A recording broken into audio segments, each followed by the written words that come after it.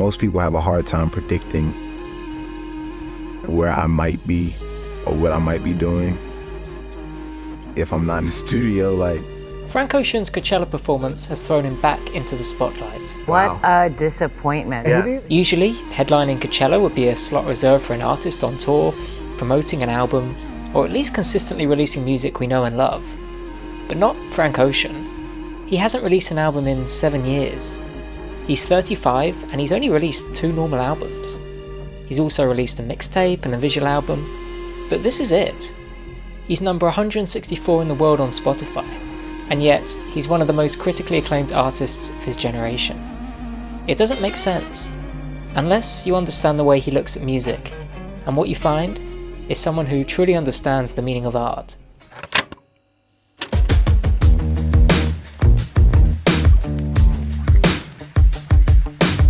Even from the beginning of his career, Frank Ocean has had this unique ability to put telling stories ahead of his own personality.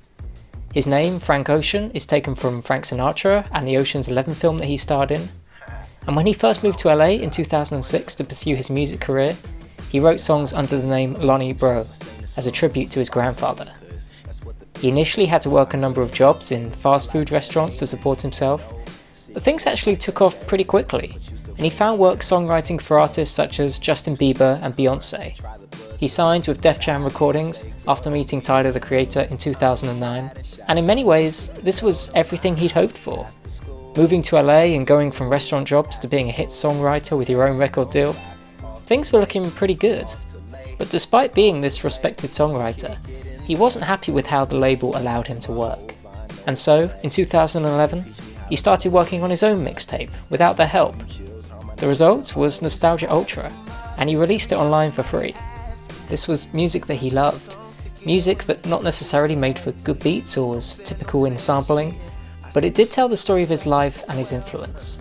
I guess it all starts with the stories for me. And so if you put it in the form of a song, oftentimes if the song is striking enough, then you can really deliver the story, most effectively while keeping the ear of the listener the whole time. So this did, however, make it difficult to release as a commercial project because he'd sampled so many big artists. Don Henley of the Eagles even threatened to sue after he sampled their song Hotel California, but no legal action came of it. There was no money to be made. Eagle sample has no chance in hell of being cleared.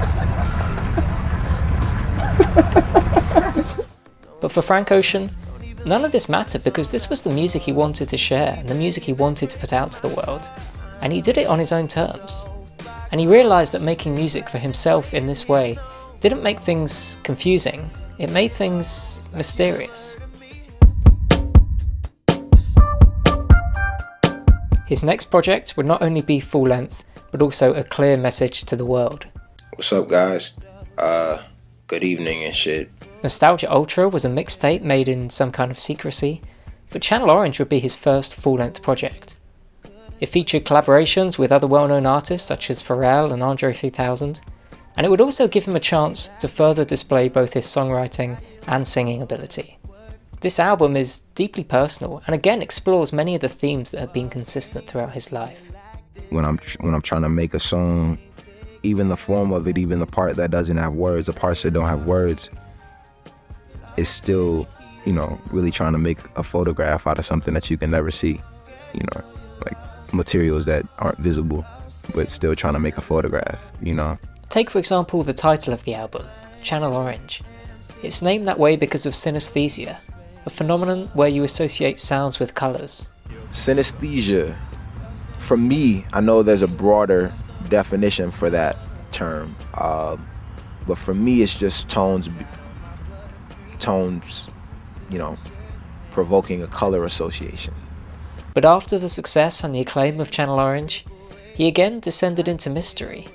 He didn't go on an endless world tour, he didn't do many interviews, he was relatively quiet. But as they say, absence makes the heart grow fonder.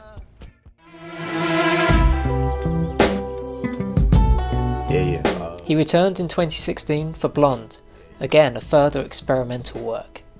It's sonically rich and showcases his delicate and soulful vocals with an atmospheric production, and similar to Channel Orange, it gives us this sonic landscape that allows the listener to use their imagination. And even though many of the lyrics explore themes such as love, loss and nostalgia, which are personal for all of us, it remains mysteriously abstract. And he does this through telling stories. Stories that remain open enough for us to interpret in our own way. What inspires me to make music is, I guess I'm just inspired to tell stories. And you got to make sure the listener is listening to you. But yet again, since releasing this album, Frank Ocean has become enigmatic and mysteriously reclusive, at least compared to many similar artists which are constantly on TV or social media. So why is he like this? Well, to me, this is part of the story that he presents us with. It reminds me of a lecture I saw from the musicologist Ted Joyer, who was discussing the difference between art and entertainment.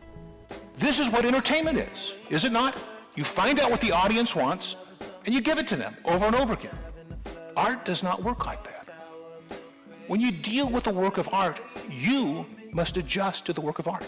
That's the nature of art. Art challenges you.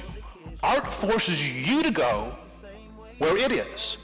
Art forces you out of your comfort zone. Art forces you to mature as a person and to consider things you haven't considered before.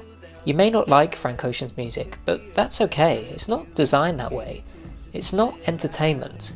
There's plenty of music out there that's diluted down and is designed for you to like it. But Frank Ocean's music isn't like this. You might be thinking, why is this artistic? There are plenty of other artists that haven't taken this approach. One of the greatest innovators in artistic popular music, the Beatles, put out a new album pretty much every year. Well, for Frank Ocean, he's allowed the space between his music to be just as powerful, just as much a part of his story as the time when he is releasing music. And this is what happens when you create something for art rather than entertainment. Just doing what you want is so important. You know, doing what you feel is right and what connects with you is important. And I know that might be, you know, cliche, trite, corny, sappy, whatever you want to say. But, you know, one of the coolest things about what I'm experiencing right now, as far as people responding to the songs I wrote and what I decided to do, is that it really is me. If Frank Ocean was an entertainer, trying to give his audience what they want, then this space between the music, this silence would be boring, and we just forget about him and move on to someone else that will give us what we want. What can we expect next from Frank Ocean? I don't know. You kind of just gotta wait and see. But Frank Ocean tries to be an artist. And in today's world, where musicians are desperate to get our attention, desperate to give their music away for free, it's actually quite refreshing to find an artist who wants to challenge us.